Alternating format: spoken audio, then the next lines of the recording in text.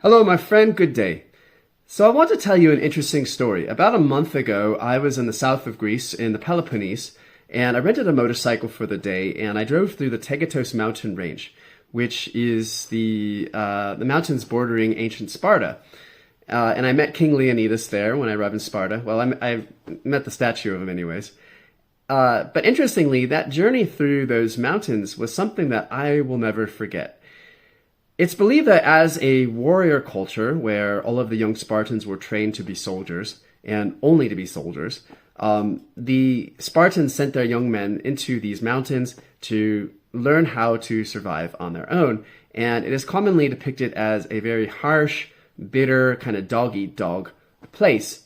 If you've seen the movie 300, you can see the opening sequence and how it's depicted there. But when I traveled there, I saw nothing of the sort. It was completely different. I felt like I was inside of a painting.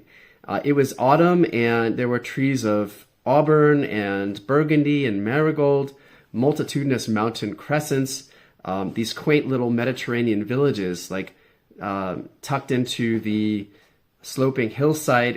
It was absolutely glorious. I think it was one of the most stunning sceneries that I have ever seen in my life, and I've traveled to 5 continents by now. And I think about it, and it's a little bit like a metaphor.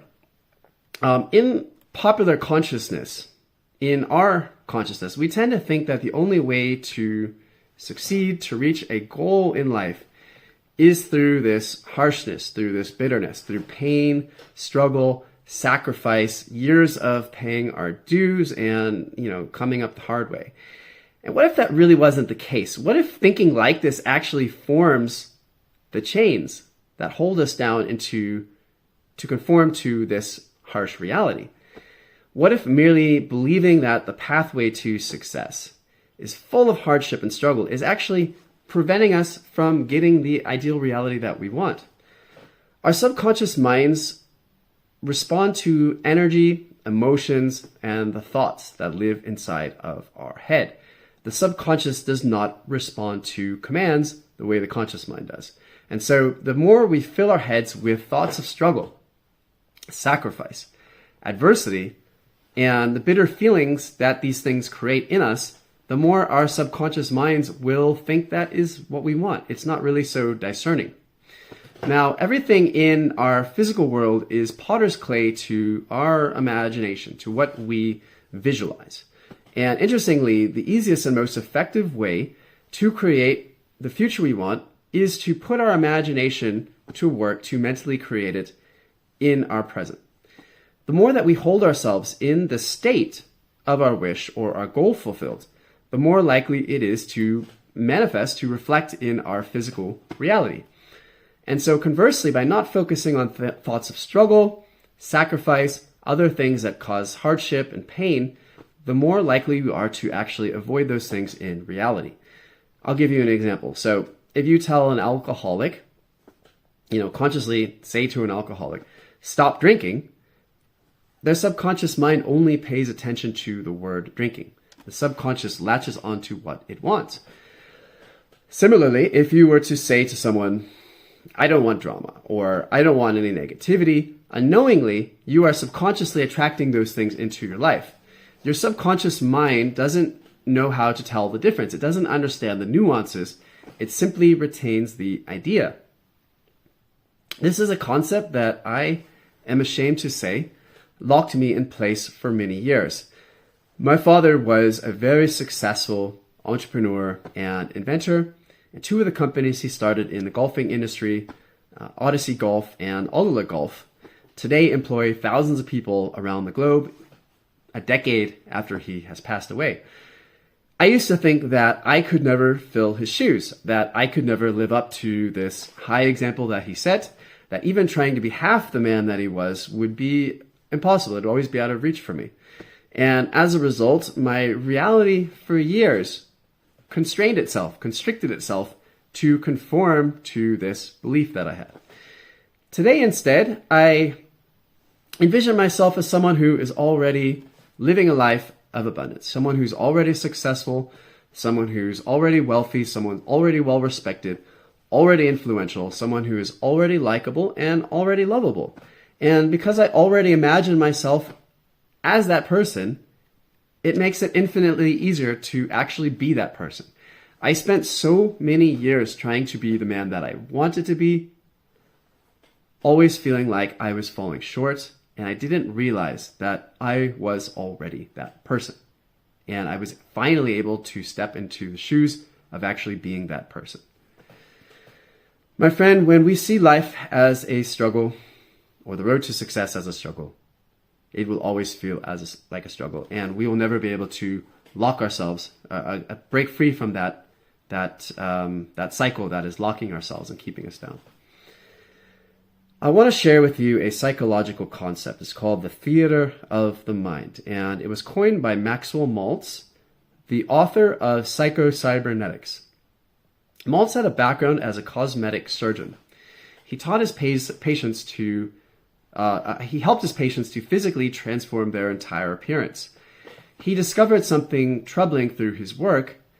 Even though he was able to correct a person's external scars, their internal scars would still remain. So in other words, his patients became physically beautiful, but they still saw themselves as unworthy, ugly, and unlovable.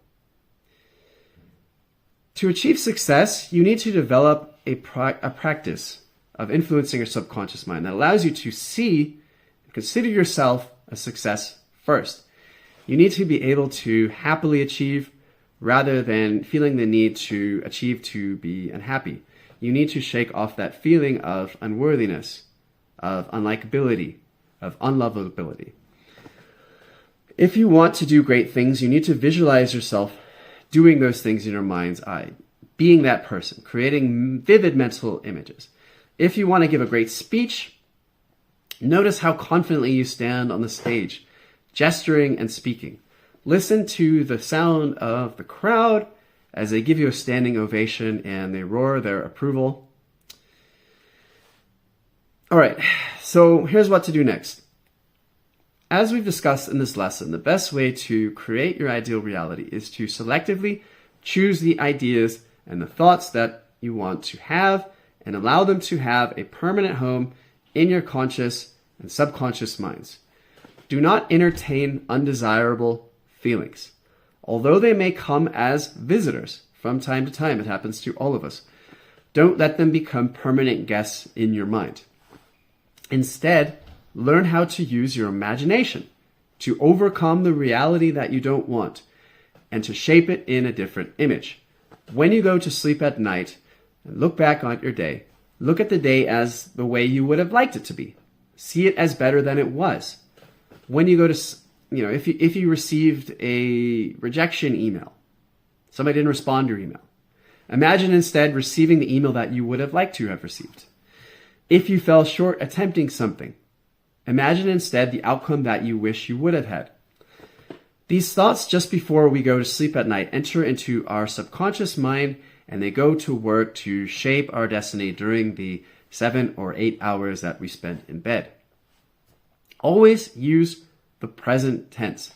For example, if you tell yourself, I am healthy, it is infinitely more powerful than, to affect your reality than saying, I will be healthy. Because if you say, I will be, it implies that you are not at this time.